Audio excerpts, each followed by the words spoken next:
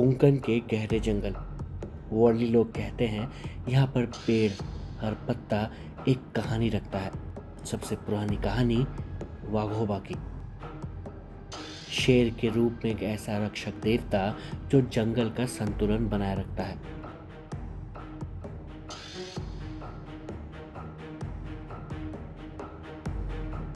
धीरेन एक wild life researcher सालों के बाद अपने गांव वापस आया था, पर इस बार एक कारण था। उसके खानदान पर एक श्राप था।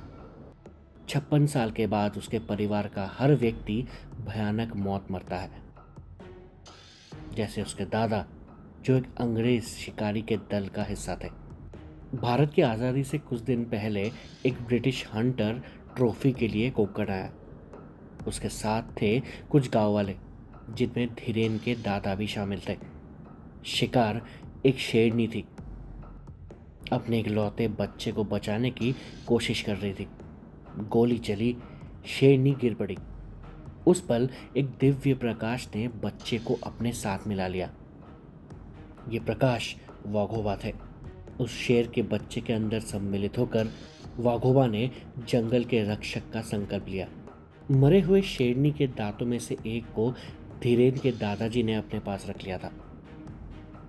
तभी श्राप शुरू हुआ। हर पीढ़ी का एक मर्द भयानक मौत मरता। कार्तिक वर्षी का दिन, दिवाली के बाद का 12वां दिन, सिर्फ गांव के आदमी भगत के साथ वाघोबा के मंदिर में इकट्ठा होते हैं। तिलक, प्रसाद और तोरण पूरे गांव को घेरता हुआ, ताकि कोई अन्य जंगली जानवर जैसे तेंदुआ यहाँ ना आ सके। भगत ने धीरेन की आंखों में देखा, जैसे वो जानता हो कि ये रात उसकी परीक्षा है। गांव के बुजुर्ग ने कहा, तेरे दादा ने वाघोबा का पवित्र दांत अपने पास रखा था। जंगल के रक्षक का अपमान तुम्हारे वंश पर श्राप बन चुका है। जब तक दांत वापस ना हो और क्षमा ना मांगी जाए, ये श्राप नहीं टूटेगा। अगली रात धीरेन अकेला जंगल में गया। हवा में एक अजीब सा सन्नाटा था। सिर्फ रात के जानवरों की हल्की आवाजें आ रही थी।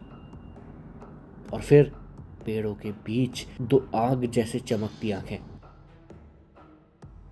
वाघोबा ने गरजने के बजाय सीधा धीरेन की आंखों में देखा।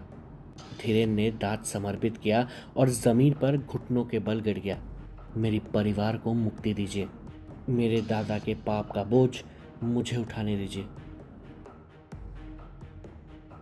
बारिश की बूंदें गिर रही थी। एक गरज के साथ दांत हवा में विलीन हो गया और उस पल श्राप समाप्त हो गया। सुबह वाघोबा का मंदिर शांत था।